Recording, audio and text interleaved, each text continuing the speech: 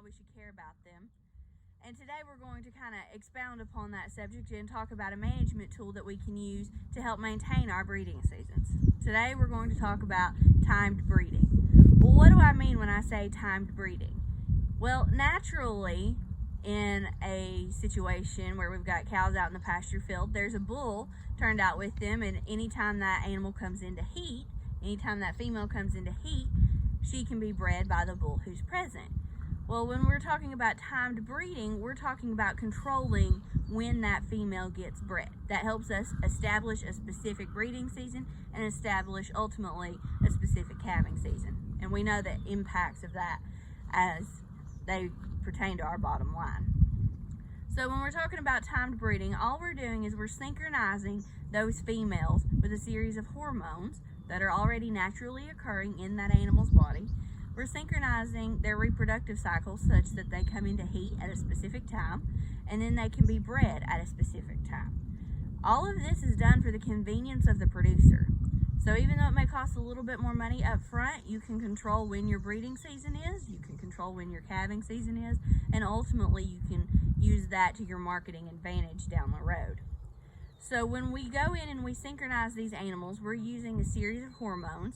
Typically those hormones are going to be GnRH, progesterone, and luteolase, or prostaglandin F2 alpha, as it is known as a hormone. Luteolase is a brand.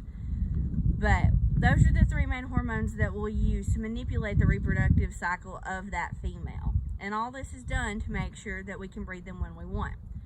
Well, you're probably thinking, oh, that's not for me. We only do that with animals that we're going to breed artificially through artificial insemination. Well, that's true. We can use synchronization in an AI setting, but we can also use it for natural mating as well. No AI skills required in order to use that to our advantage.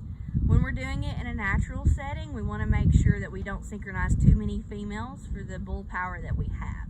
You know, we always say we turn bulls out with no more than 1 cow per month of age for that bull up to 30 head.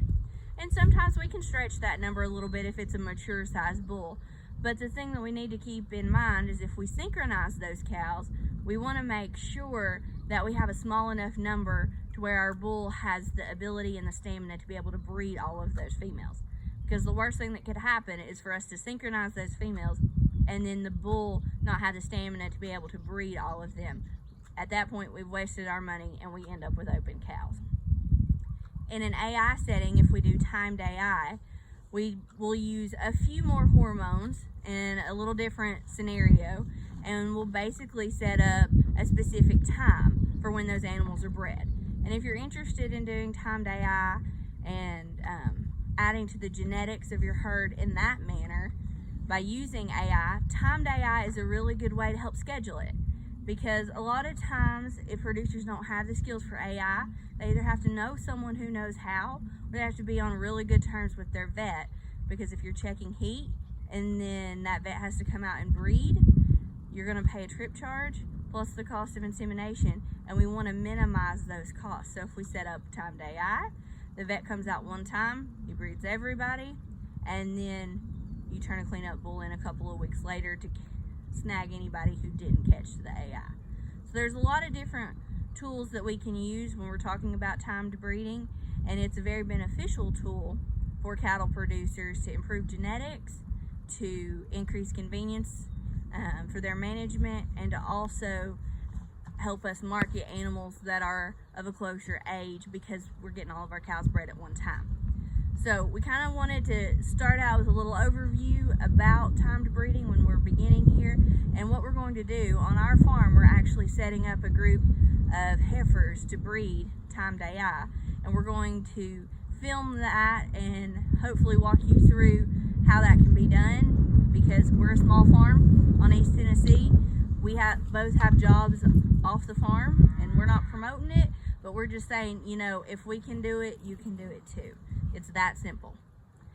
Hopefully this has been beneficial to you. Thanks for stopping by the tailgate.